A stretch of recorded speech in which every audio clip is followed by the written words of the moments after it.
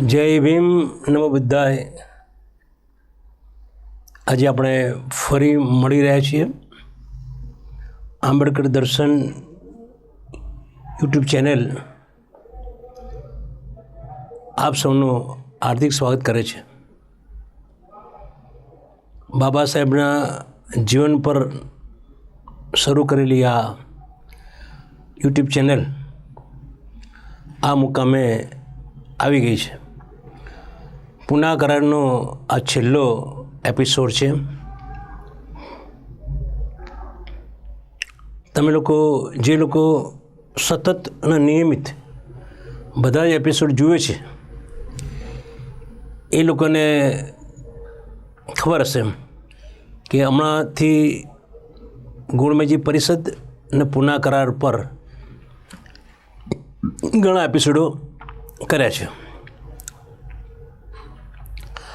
હવે ભારતના જે અસ્પૃશ્ય લોકો છે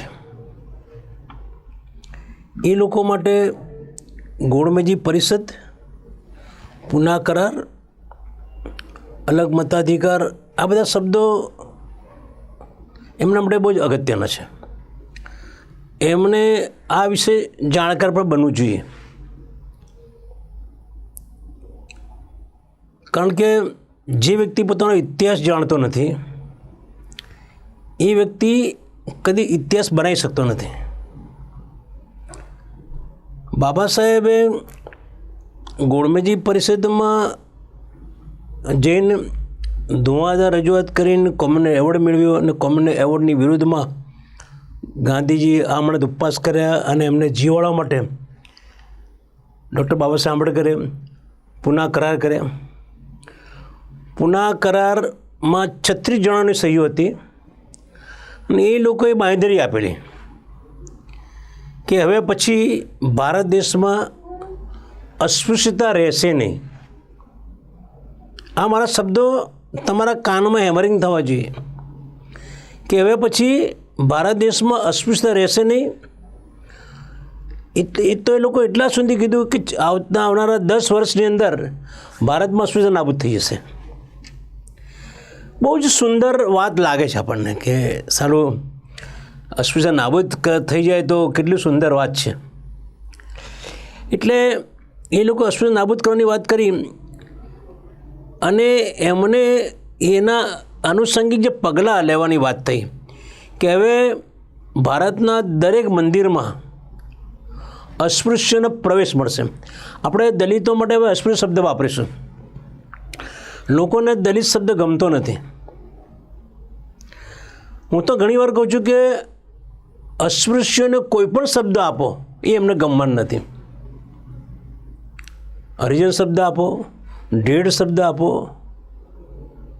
શેડ્યુલ કાસ્ટ શબ્દ આપો, અનુસૂચિત જાતિ અનુજાતિ એવો શબ્દ આપો,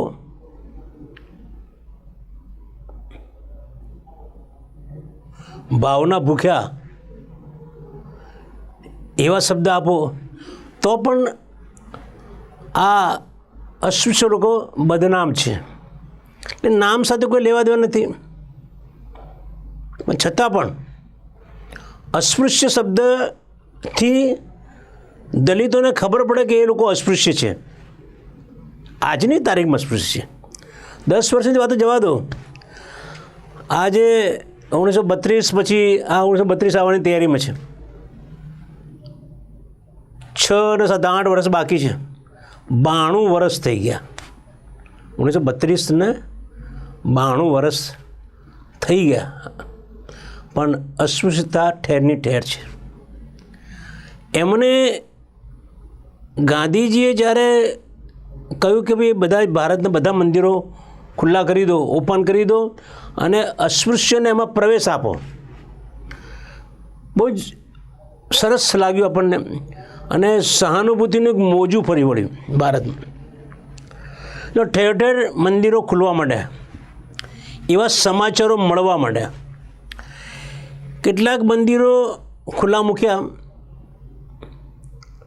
અને સારી વાત છે ખુલ્લા મૂક્યા.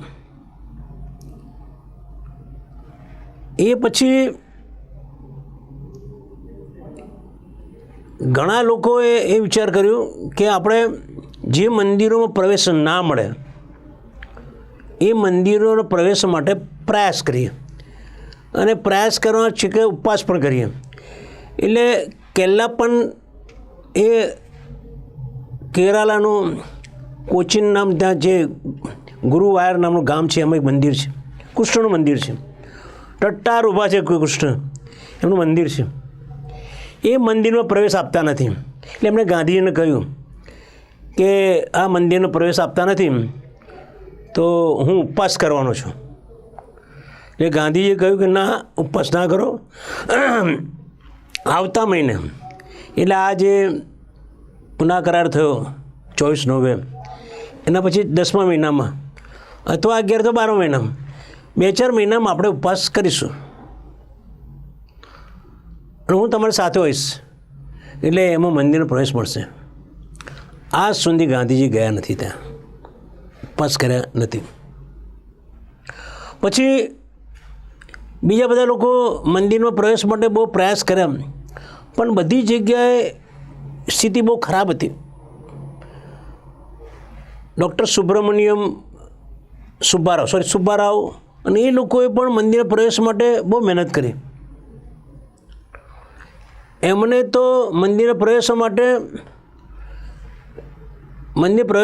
માટે ભારત દેશની અંદર એક વિધેયક લાવવાની પણ વાત કરી, પણ એમાં પણ કંઈક ભલીવાર ના આવ્યો. બાબા સાહેબને જ્યારે કહેવામાં આવ્યું કે આ મંદિરોમાં પ્રવેશ તો મળતો નથી,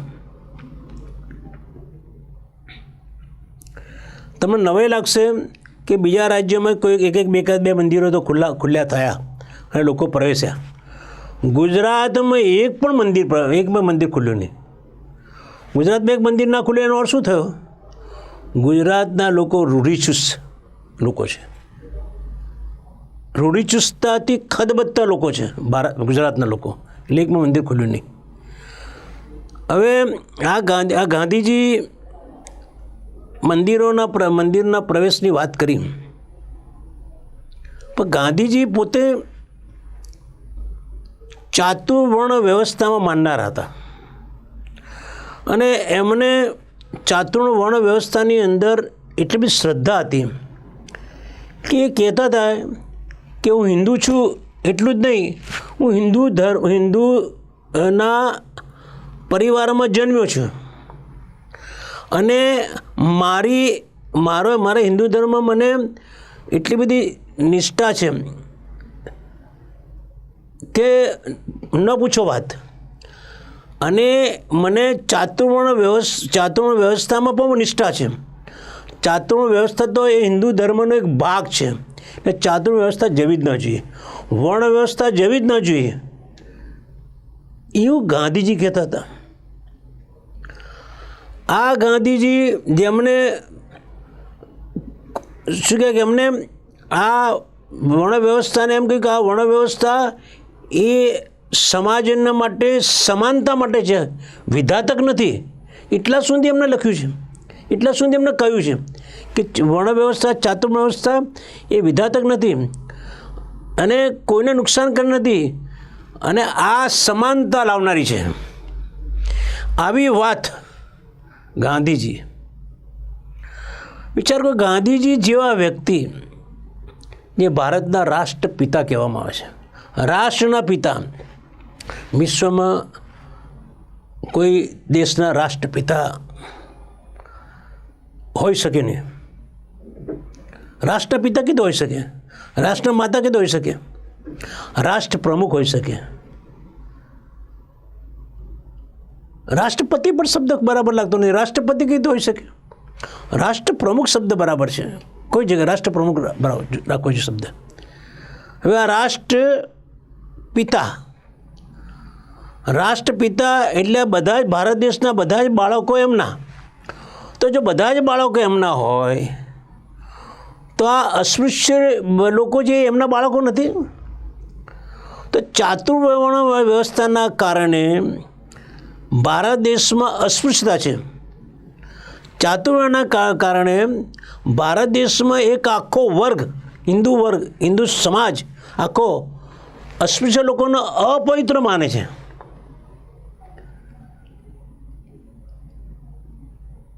પાપ યોનિમાં જન્મ્યા એવું માને છે.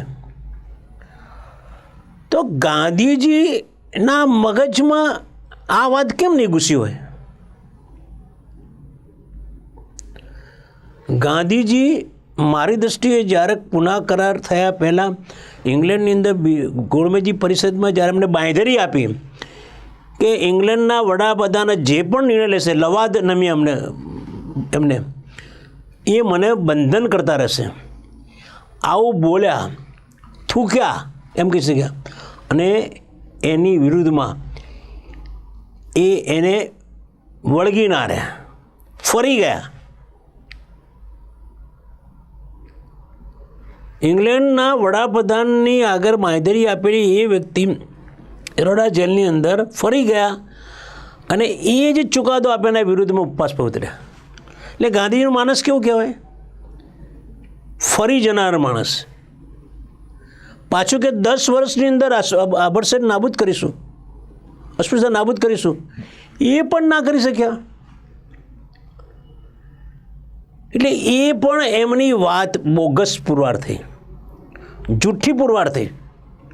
એના માટે એમણે કોઈ પ્રયાસ નથી કર્યા. એમણે એવી ઝુંબેશ આદરી નહીં. ભારત દેશની અંદર ઝુંબેશ આદરી હોત ગાંધીજીએ, તો ગાંધીજીનું સહાનુભૂતિનું મોજું ફરી વળ્યું હોત તો લોકોમાં આ અસ્પૃશ્યતા નાબૂદ થયું હોત.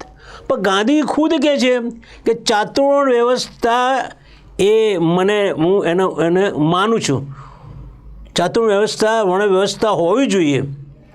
એનાથી કશું જ ખરાબ થતું નથી. ચાતુર્વર્ણ વર્ણ વ્યવસ્થાના પુરુષ કરતા હતા. હવે જ્યારે માણસ ચાતુર્વર્ણ વ્યવસ્થાનું જેના કારણે અસ્પૃશ્યતા છે એનો પુરુષ કરતા હોય તો ભારત દેશમાં અસ્પૃશ્યતા નાબૂદ કેવી થાય? એટલે એમણે જે બાંયધરીઓ આપેલી પુના કરારમાં એ બધી જૂઠી પુરવાર થઈ, બોગસ પુરવાર થઈ. એમણે બાબા સાહેબ આંબેડકરે બનાવટ કરી એમણે. અને એમણે એ વખતે એક સંસ્થા બનાવી, ઓલ ઇન્ડિયા એન્ટી અનટચેબિલિટી લીગ. વિચાર કરો, ઓલ ઇન્ડિયા અનટચેબિલિટી લીગ બનાવી, એન્ટી અનટચેબિલિટી લીગ. તો એ નામ રાખ્યું હતું તો આખા વિશ્વમાં લોકોને ખબર પડે કે અહીંયા અસ્પૃશ્ય લોકો છે. પણ એમને ખબર હતી આ ગાંધીજી એ એવો વ્યક્તિ છે કે જે વ્યક્તિ પોતાનું ખરાબ દેખાય નહીં એવી કોશિશ એમને કરી અને હરિજન સેવક સંઘ નામ આપ્યું. અને હરિજન સેવક સંઘની અંદર બિરલા, અમૃતભાઈ ઠક્કર બધા હોવા છતાં એમણે કશું જ કામ ના કર્યું. ડૉક્ટર બાબા સાહેબ આંબેડકરે કહ્યું કે તમે સમગ્ર ભારત દેશની અંદર આને ઝુંબેશ ચલાવો, ગામે ગામ જ્યાં પાણીની વ્યવસ્થા નહીં તે કૂવા બનાવો, જ્યાં સ્કૂલો બનાવો, બાળકોના પ્રવેશ આપો, એમ ઝુંબેશ આદરો તમે. અને એવા વ્યક્તિઓ તમે સંસ્થામાં લો, આખી ફોજ ઊભી કરો. જેને પ્રેમ હોય આ કામમાં એ જ સેવા કરશે. ટોલ્સ્ટોય કહે છે કે જેને પ્રેમ હોય એ જ લોકો સેવા કરી શકે, પ્રેમ વગર કોઈ સેવા ના થઈ શકે. તેવા લોકો રાખવાની બાબા સાહેબે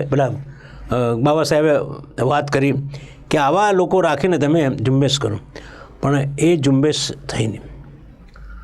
આ બાજુ બાબા સાહેબ આંબેડકર ગાંધીજીની આ બધી ચાલબાજી, આ બધી બનાવટ, એ બધાથી માહિતગાર હોવાના કારણે એમણે વિચાર્યું કે મારે શું કરવું. એમને ગાંધીજીએ માણસો નિમીન એક આ અસ્પૃશ્યતાની વિરુદ્ધમાં એટલે મંદિર પ્રવેશ માટે એક વિધેયક લાવવા માગતા હતા, એક ખરડો પસાર કરવા માગતા હતા. એટલે બાબા સાહેબને બોલાયા એરોડા જેલમાં ને કે આ વિધેયક પસાર કરવા માગે છે, તમે એને સપોર્ટ કરો. બાબા સાહેબે ગાંધીજીથી બહુ પરિચિત થઈ ગયેલા.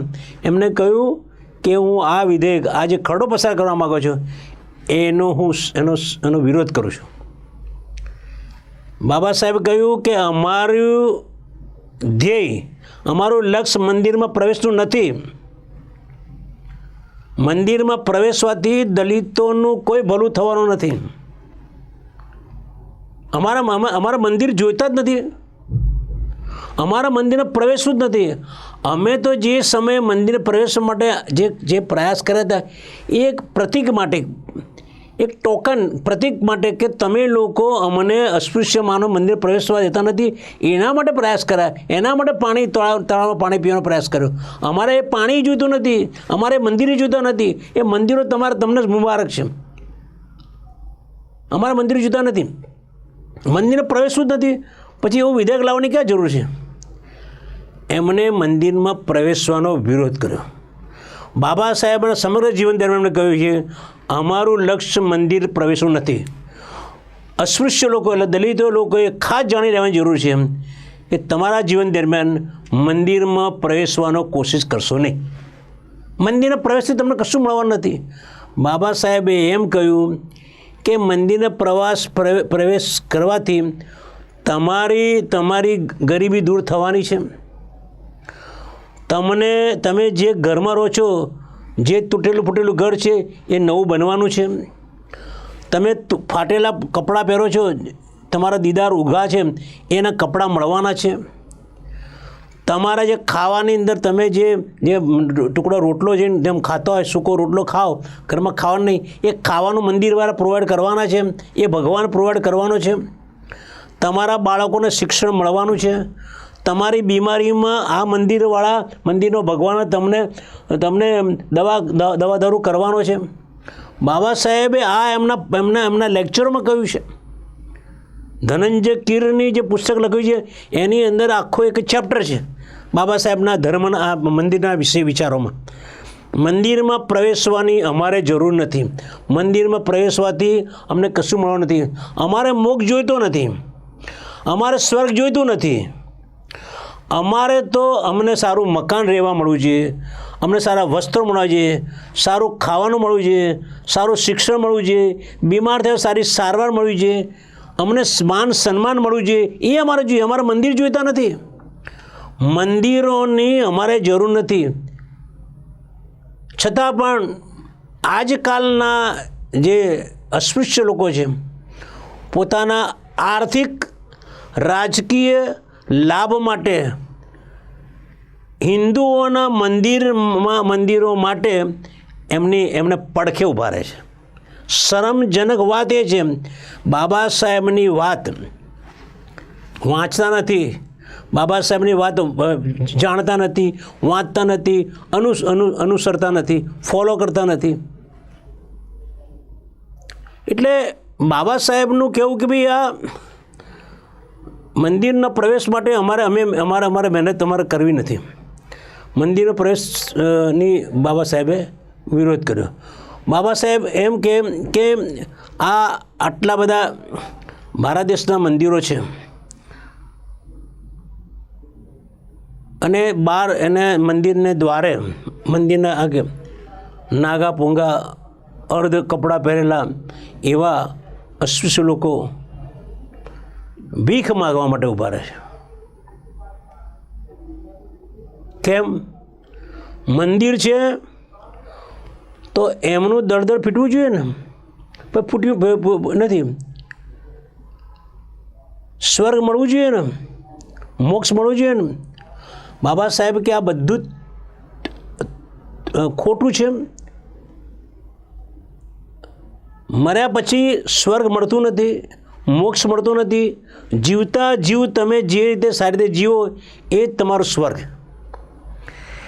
એટલે બાબા સાહેબ અને એમણે એ પણ કહ્યું કે જે મંદિરો ખુલ્લા મૂક્યા પુના કર્યા પછી એમાં મોટાભાગના મંદિરો જ્યાં કોઈ જતું નથી, માણસો ત્યાં જતા નથી એવા મંદિરો ખુલ્લા મૂક્યા. ખંડેર હાલતના મંદિરો ખુલ્લા મૂક્યા. એવા તૂટેલા ફૂટેલા મંદિરોમાં જવા માટે અસ્પૃશ્યને ફરજ પડે કે તમે આ મંદિર તમારા માટે ખુલ્લું કર્યું, પણ એ મંદિરની અંદર કોઈ કશું જ ના હોય, તૂટેલું ફૂટેલું હોય, વર્ષો સુધી કોઈ ગયું ના હોય. એટલે મંદિરનો પ્રવેશની વાત કરીને ડૉક્ટર આંબેડકરને ખબર પડી કે આ અમારી જોડે બનાવટ છે, અને ડૉક્ટર આંબેડકરે એમ કહ્યું ગુજરાતના લોકો જે ગાંધીજી ગુજરાતમાંથી આવે છે, બીજા રાજ્યોના લોકો તો મંદિરો પ્રવેશ માટે જે મહેનત કરતા ઠીક છે સમજ્યા, પણ આ વ્યક્તિ ગુજરાતમાંથી આવે છે, ગુજરાતમાંથી એક પણ મંદિર ખુલ્લું ના થયું, એક પણ મંદિરના દરવાજા ખુલ્યા નહીં અસ્પૃશ્ય માટે. રૂઢિચુસ્ત લોકો, પ્રત્યાઘાતી લોકો, રૂઢિચુસ્તતા પ્રત્યાઘાતી ખદબત્તા ગુજરાતના હિન્દુઓ જે આ અસ્પૃશ્ય માટે મંદિર ખુલ્લા ના મૂક્યા. આજે પણ તમે જો ગુજરાતમાં મંદિરોમાં પ્રવેશ માટે અસ્પૃશ્યને કેટલી તકલીફ છે, માર પડે છે. એટલે બાબા સાહેબનું કહેવું કે ભાઈ તમે આ મંદિરોને અમને વાત ના કરશો, અમને તો નાગરિક શાસ્ત્ર પ્રમાણે નાગરિકને જે જરૂર મળે, જે આખા દુનિયામાં એક સિટીઝનને જે વસ્તુ જોઈએ અમારે જોઈએ છે, અમારા મંદિર જોતું નથી. પછી એમણે કહ્યું કે તમે ઓલ ઇન્ડિયા એન્ટી અનટચેબિલિટી લીગ બનાવ્યું, પછી નામ પણ હરિજન સેવક સંઘ બનાવ્યું. અસ્પૃશ્ય લોકોને હરિજન કીધા તમે, અસ્પૃશ્ય હતા, અમે હરિના જન હતા નહીં, હરિના જન તો તમે લોકો છો. તમારી ઉપર 4 હાથ છે અમને હરિના, આ લોકો પર 4 હાથ નહીં, તમે હરિજન શબ્દ શા માટે આપ્યો? હરિજન સેવક સંઘ, હરિજનોના માટે સેવા કરતો સંઘ, પણ એક પણ માણસ આ અસ્પૃશ્યની મદદ કરી નથી અમને. ભારતમાં ગાંધીજી ફર્યા, રેલવે દ્વારા ફર્યા, પણ હરિજનો માટે પૈસા ભેગા ના કર્યા.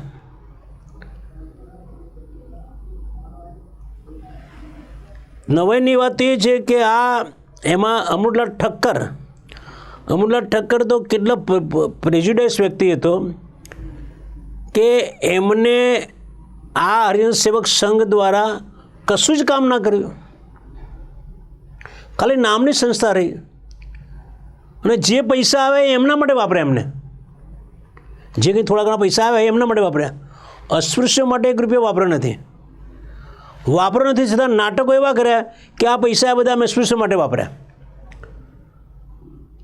ગાંધીજીએ આ સંસ્થા બનાવી અને એના પુનઃ કરાર એમનો જીવ બચાવ્યો. જે વ્યક્તિએ ડૉક્ટર આંબેડકરે જ્યારે જીવ બચાવ્યો છે અને એમણે જ્યારે અમને બાંહેધરી આપી છે, એમને બાબા સાહેબ બાંહેધરી આપી કે અમે આખા ભારતમાં અસ્પૃશ્યતા નાબૂદ કરીશું.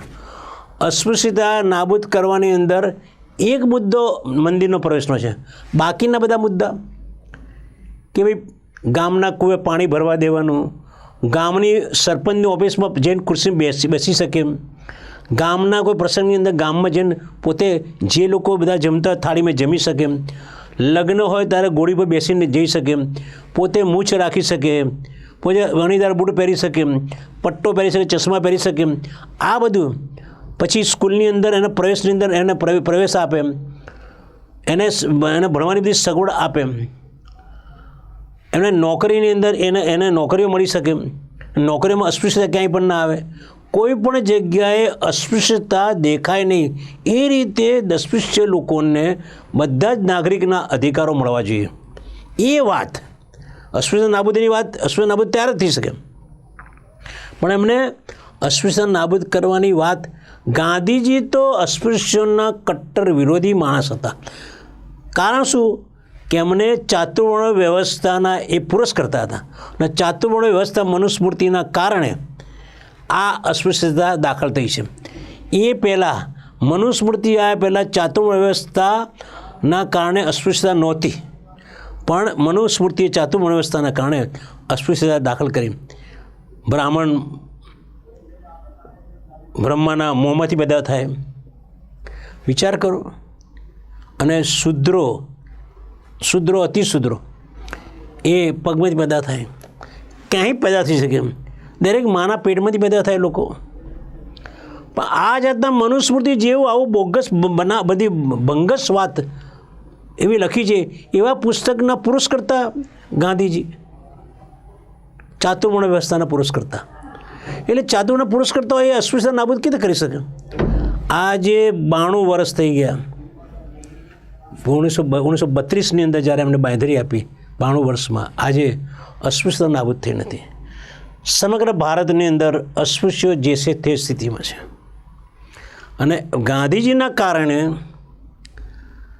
પુનાકરણના કારણે ગદ્દારો પેદા થયા છે. જે લોકોનું દળદળ પીટ્યું છે ને, જે રાજકારણમાં ગયા છે, એ લોકો સમાજના ગદ્દારો તરીકે વર્ત્યા છે. એમને ધાર્યું હતું કે અમે અનામત સીટ પર, બાબા સાહેબે આપેલી અનામત સીટ પરથી ચૂંટાઈને અમે જ્યારે પંચાયતમાં, કોર્પોરેશનમાં કે ધારાસભામાં કે સંસદમાં ગયા છીએ, તો ત્યાં બેઠા બેઠાનો વિચાર આવવો જોઈએ કે અમે આ અનામત સીટ પર ઊભા રહીને અમે ચૂંટીને ગયા છીએ, તો જેને અનામત સીટ મૂકી છે એમનું શું કહેવું છે? એમનું એમ કહેવું છે કે તમે દલિતોના પ્રતિનિધિ તરીકે ગયા છો, તો દલિતોની વકીલાત કરવાની તમારા, દલિતોની સમસ્યા માટે લડવાનું છે તમારે. દલિતોના શિક્ષણની અંદર, એમની નોકરીની અંદર, એમના ભણતરની અંદર બધામાં તમારે એમને હેલ્પ કરવાની. જ્યાં પણ અત્યાચાર થાય ત્યાં પહોંચી જવાનું છે. જ્યાં કોઈ દલિત બાળા ઉપર બળાત્કાર થાય ત્યાં પહોંચી જવાનું છે. જ્યાં દલિતો પર હુમલો થાય ત્યાં પહોંચી જવાનું છે. જ્યાં શિક્ષણને દલિતો પ્રવેશ નહીં થાય ત્યાં પહોંચી જવાનું છે. જ્યાં ભેદભાવ રાખવામાં આવે ત્યાં પહોંચી જવાનું છે. કોને પહોંચવાનું છે? આ પ્રતિનિધિઓને પહોંચવાનું છે. અને પહોંચ્યા પછી એનો રિપોર્ટ સંસદમાં, વિધાનસભામાં આપવાનો છે. પણ આ બધા બેકાર પૂરા થયા છે. કારણ ગદ્દાર લોકો છે. આ લોકો એ આ સીટ પર ચૂંટાયા પછી મને ઘણો વિચાર એ આવે છે કે એકવાર તમે ચૂંટાઈ ગયા પછી 5 વર્ષ સુધી તમે એવું લડો તમે કે અમારા અસ્પૃશ્ય લોકોની સમસ્યા માટે અમે લડીશું, પુષ્કળ લડીશું અને ક્યાંય પણ છોડીશું નહીં. તો શું થાય? તો એમને એ ડર રહે છે કે જો અમે દલિત એટલે અસ્પૃશ્ય માટે લડીશું તો અમને આવનારી ચૂંટણીમાં ટિકિટ નહીં આપે. અમને ચિંતા આ 5 વર્ષની ચિંતા નથી જે ચૂંટાયાની. 5 વર્ષ પછી જે ફરીવાર ચૂંટણી આવવાની છે એની ટિકિટની લાઈનની અંદર આ દલિતોને વફાદાર રહ્યા નથી, અસ્પૃશ્યને વફાદાર રહ્યા નથી. 5 વર્ષ પછી ટિકિટ નહીં મળે એના માટે આ લોકો બાબા સાહેબને વફાદાર રહ્યા નથી. આ તો કેવું છે કે આ જીવન તમે જીવો છો એની ચિંતા નહીં, પણ મર્યા પછી સ્વર્ગ મળે એ માટે તમે ક્રિયાકાંડો, પૂજાપાઠો બધું કરો છો. મંદિરમાં જે પૂજાપાઠ કરો, નૈવેદ્ય ચડાવો, ફલાણું કરો, આ કરો, જે ધાર્મિક ક્રિયાકાંડ શાના માટે કરો તમે? આવનાર મર્યા પછી સ્વર્ગ મળે એ માટે. એટલે ભાઈ અત્યારે જે જીવો છે એની ચિંતા કરો ને, મર્યા પછી સ્વર્ગ છે કોને ખબર છે? એટલે આ લોકો 5 વર્ષ પછી સ્વર્ગ મળે, 5 વર્ષ પછી ફરી ટિકિટ મળે એ માટે બાબા સાહેબને વફાદાર નથી, દલિતોને વફાદાર નથી, અસ્પૃશ્યને વફાદાર નથી. અને એના ઘણા બધા પ્રશ્નો છે. જો આ લોકો જેટલા પણ ભારતના સંસદ સભ્યો છે, ભારતની જે ધારાસભાના જે સભ્યો છે, દલિત ધારાસભ્યો, દલિત સંસદ સભ્યો, દલિત કોર્પોરેશનના કાઉન્સિલરો, દલિત પંચાયત સભ્યો, જો ફક્ત એ ચૂંટાઈને ગયા પોતે દલિતો માટે, અસ્પૃશ્યો માટે બાબા સાહેબે મૂકેલી અનામત સીટ પર ચૂંટાઈ ગયા અને એમની જ વકીલાત કરે, તો આજે 92 વર્ષ અથવા આજે 75 વર્ષ પછી અસ્પૃશ્યની સુવર્ણયુગ હોત, અસ્પૃશ્યનો સુવર્ણયુગ હોત. પણ આ બદમાશ લોકો કે જે લોકો ચૂંટાઈને પોતાના પક્ષને વફાદાર રહ્યા, પોતાના પક્ષના પ્રમુખને વફાદાર રહ્યા, પોતાને જ્યાં ચૂંટાઈને ગયા સ્થળને વફાદાર રહ્યા અને દલિત વફાદાર ન રહેવાના કારણે આજે આ લોકો, અસ્પૃશ્ય લોકો કીચડ કાદવની અંદર ગરીબીમાં પીડાય છે, ઝૂંપડપટ્ટીમાં પીડાય છે, બેકારીમાં પીડાય છે, દવા દારૂ વગર મરી જાય છે. બાબા સાહેબે શું સ્વપ્ન જોયું હતું કે મારા આ લોકો ચૂંટાઈને જશે તો આ લોકો સમાજની ચિંતા કરશે. પણ આ બધું ના થયું. એના માટે કોઈ જવાબદાર હોય, ફક્ત અને ફક્ત જવાબદાર હોય તો એ ગાંધીજી છે. આ ગાંધીજી એમને પુનઃ કરાર ન કરાયો હોત ને ડબલ મતાધિકાર અલગ મતાધિકાર હોત તો આ લોકોને અસ્પૃશ્ય લોકોને દલિતોની કામ કરવાની ફરજ પડત, કારણ કે એ લોકો ચૂંટીને મોકલવાના હતા. એટલે આ જે ગદ્દારો પેદા કરવાનું કોઈ કામ કર્યું હોય તો ગાંધીજીએ કર્યું છે. ગાંધીજી આ દેશની અંદર ગદ્દારો પેદા કરવાનું કામ કર્યું છે અને ગાંધીજી કોઈ કાળે માફ થઈ શકે એમ નથી. ગાંધીજી આપણા દેશના રાષ્ટ્રપિતા છે. રાષ્ટ્રપિતા દલિતો માટે તો એમને ગદ્દારો પેદા કરવાનું કામ કર્યું. પિતા છે, એ પિતાએ શું પેદા કર્યા? રાષ્ટ્રપિતાએ પેદા શું કર્યા? રાષ્ટ્રપિતાએ ગદ્દારો પેદા કર્યા. એ પિતા છે. પિતા છે, પિતા તો કોઈ જન્મ આપે ને. આ રાષ્ટ્રપિતાએ આ રાષ્ટ્ર ગદ્દારોને પેદા કર્યા. રાષ્ટ્રગદ્દારો, રાષ્ટ્રપિતાએ રાષ્ટ્રગદ્દારો પેદા કર્યા, જેના કારણે આજે દલિતોની સ્થિતિ આ છે. આજે દલિતોને આમ જે સહન કરવું પડે છે, જે પીડિત છે આખા ભારતની અંદર, દરેક રાજ્યમાં તમે જાઓ, તમે દલિતોના જે વિસ્તાર છે એની એકવાર મુલાકાત લો. તમે દલિતોના જે 1-2-5% લોકોના એ લોકો સારા જગ્યાએ રહેતા થયા છે, નોકરીઓ મળતી ગઈ છે. બાકીના 90% અસ્પૃશ્યોની સ્થિતિ જો તમે જુઓ, તમે ગામડામાં જુઓ, ગામડામાં શું સ્થિતિ છે? મજૂરી દાડિયા કરવી પડે છે. છોકરીઓ પોતાની જુવાન છોકરીઓને મજૂરી કરવા મોકલવા પડે છે. એમનું જાતિ શોષણ થતું હોય છે. શહેરની અંદર પણ એવું થતું હોય છે. ઝૂંપડપટ્ટીમાં રહેતા હોય, ગંદા વિસવાડો રહેતા હોય, જ્યાં આરોગ્યની સેવાઓ ના હોય, સંડાસ ના હોય, કોમન સંડાસમાં જવું પડે. આખા ભારતની અંદર દલિતોની સ્થિતિ શું છે? આંધ્રપ્રદેશ, બિહાર, ઓરિસ્સા, આસામ, આ બધા જ્યાં દલિતો હશે ત્યાં દલિતોની સ્થિતિ શું હશે? જે થોડા સારો જે સ્ટેટ છે, ગુજરાત કે ભાઈ બીજા સ્ટેટ છે, એમાં થોડા અસ્પૃશ્યોની સ્થિતિ સુધરી છે. બાકીના ભારત દેશના બાકીના રાજ્યોમાં દલિતોની સ્થિતિ શું છે? દલિતો બદ હાલતમાં જીવે છે. દલિતો બહુ ખરાબ પરિસ્થિતિમાં જીવે છે. અસ્પૃશ્ય લોકો ખરાબ પરિસ્થિતિમાં જીવે છે. અને એ માટે કોઈ માટે ફક્ત જવાબદાર હોય તેના માટે ગાંધીજી જવાબદાર છે. અને ગાંધીજી પછી જે ચૂંટાયેલા આપણા સંસદ સભ્યો, ધારાસભ્યો, કાઉન્સિલરો, પંચાયત સભ્યો, આ બધા ગદ્દારો પેદા થયા છે. એમણે દલિતો માટે કામ કર્યું નથી. એમણે પોતાનું ઘર જોયું છે, પોતાની ચિંતા કરી, સ્વાર્થી બની ગયા, પોતાની ચિંતા કરી. જેના માટે એના ચૂંટાયાના ઘરમાં બેસીને શું વાંધો હતો? એવા લોકો ચૂંટી કરો જે લોકો સમાજ માટે કામ કરવા માગે છે. સમાજ માટે કામ કરવું નથી, વાહવા કરવી છે. સંસદ સભ્ય તરીકેની બધી ફેસિલિટી, ધારાસભ્ય તરીકે બધી ફેસિલિટી, કાઉન્સિલર તરીકે ફેસિલિટી, બધા એમના પૈસા ફાળવે કે આટલી બજેટ ફાળવી છે, એ બજેટની અંદર એક બસ સ્ટેશન ઊભું કરે, બાંકડા ઊભા કરે. એ એમનું કામ. બસ સ્ટેશન ઉપર લખેલું હોય, લાલ બસ સ્ટેશન લખ્યું કે આ ફલાણાના બજેટમાંથી આ બસ સ્ટેશન બન્યું છે, આ બાંકડો ફલાણા બજેટમાંથી. આ માટે તમને મોકલ્યા છે. તમે આ કામ તમારે છે. તમારે એવું છે કે આ જે ઝૂંપડપટ્ટી છે, આના બજેટમાંથી આ ઝૂંપડપટ્ટીનું રિપેરિંગ થઈ રહ્યું છે અને આખું નવા મકાનો બની રહ્યા છે. આના કારણે નવી સ્કૂલો બની છે, આના કારણે નવા છાત્રાલયો બન્યા, દલિત અસ્પૃશ્ય માટે છાત્રાલયો બન્યા, અસ્પૃશ્ય માટે નવી સ્કૂલો બની, અસ્પૃશ્ય માટે વાંચનાલય બન્યા, પુસ્તકાલય બન્યા, દલિતો માટે દવાખાના બન્યા. અસ્પૃશ્ય માટે આ બધું બનાવવાનું એ એમના બજેટમાંથી ફાળવી શકાતું નહીં. અરે અહીંયા અમદાવાદની અંદર રાણીપમાં આંબેડકર ભવન છે, જે અત્યારે હાલના વડાપ્રધાને એનું ઉદ્ઘાટન કર્યું છે. જ્યારે એ મુખ્યમંત્રી ત્યારે ઉદ્ઘાટન કર્યું. આજે કેટલા વર્ષોથી એ બિસ્માર હાલતમાં છે. એની સામે બરાબર આ આંબેડકર ભવનની સામે સંસદ સભ્ય રહેતા હતા, એમને પણ કશું જ કર્યું નહીં.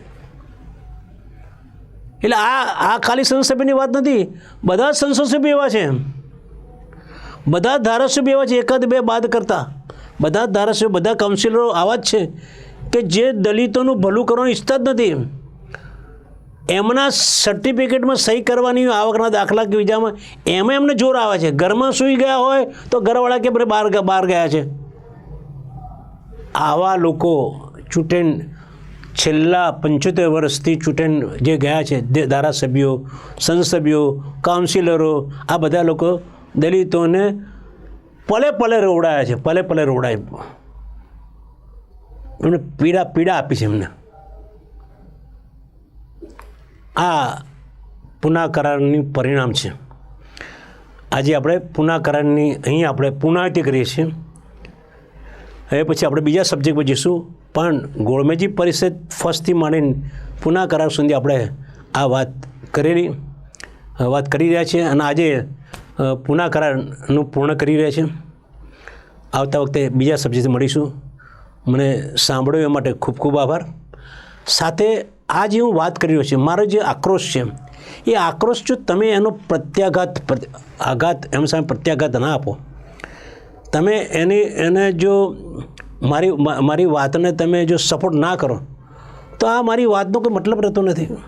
મારો આક્રોશ મારી પાસે રહે છે. તમે આ ચેનલને લાઈક કરો, સબસ્ક્રાઈબ કરો. જેટલા પણ તમારા ગ્રુપ છે એ ગ્રુપવાળાને કહો તમે તમારા બીજા ગ્રુપની અંદર મોકલો અને એને સબસ્ક્રાઈબ કરો.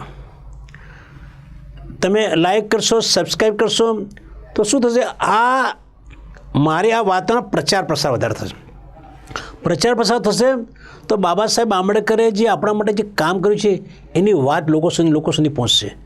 જે લોકો બાબા સાહેબ વાંચી શકતા નથી, બાબા સાહેબના સાહિત્ય એમની પાસે નથી, એ લોકોને આ માહિતી ઘેર બેઠા ગમે ત્યારે જ્યારે યુટ્યુબ ચેનલ ખોલો અને નંબર આવે 1 2 3 4 5 38 સુધી નંબર આપો, તરત તમને એ ચેનલ ખુલશે અને તમે એ વિશે સાંભળી શકશો.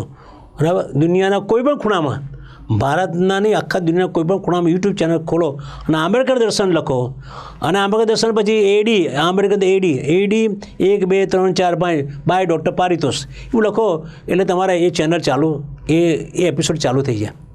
એટલે તમારું કામ છે. મારે ઇલેક્શન લડીને સંસદમાં કે વિધાનસભામાં જવાનું નથી કે કોર્પોરેશન જવાનું નથી. મારું કામ છે બાબા સાહેબના વિચારો ફેલાવવાનું કામ છે. એટલે એ વિચારો ફેલાવવા માટે હું આ કામ કર્યું છું. આની સાથે સાથે હું એક મેગેઝિન ચલાવું છું, પ્રબુદ્ધ પ્રકાશ નામનું મેગેઝિન. એ લગભગ એના 11મું 10મું વર્ષ પૂરું થશે. 10 વર્ષમાં બાબા સાહેબના વિચારો પર ચાલતું એકમાત્ર મેગેઝિન છે. બીજા બધા મેગેઝિન છે પણ જે 10 વર્ષથી ચલાવું છું એમાં એકમાત્ર બાબા સાહેબની વાત અને બૌદ્ધ ધર્મની વાત, રેશનલાઇઝની વાત, પ્રોગ્રેસિવ વિચારોની વાત જે એમાં આવે છે. તો એ એક ચલાવું છું. તમે વિચાર કરો કે મારું કામ એક છે બાબા સાહેબના વિચારોનો ફેલાવો કરો અને બધાના ઘેર બાબા સાહેબ વિશે લોકો જાણતા થાય. બાબા સાહેબે જે સંઘર્ષ કર્યો છે, બાબા સાહેબે જે મહેનત કરી, બાબા સાહેબે ચિંતન કર્યું છે, બાબા સાહેબ 40 વોલ્યુમ લખ્યા છે, બાબા સાહેબ સંસદ બંધારણ બનાવ્યું છે. આવા વ્યક્તિ આપણા સમાજમાંથી પેદા થયા છે તો એમની વાત એમના વિશે બધા જાણવું જોઈએ, એમના વિચારો જાણવું જોઈએ, એવી મારી કોશિશ છે. અને મને લાગે બાબા સાહેબના વિચારો તમે જાણશો, બાબા સાહેબથી બધા માહિતગાર થશો તો ઓટોમેટિક આ દેશમાં ક્રાંતિ થશે. આ દેશમાં ક્રાંતિની જરૂર છે અને ક્રાંતિની એટલા માટે જરૂર છે કે ભારત દેશનો એક વર્ગ, બાબા સાહેબ જ્યારે હતા ત્યારે 6 કરોડ દલિતો હતા. આજે તો કેટલા બધા કરોડો દલિતો છે, અસ્પૃશ્યો છે.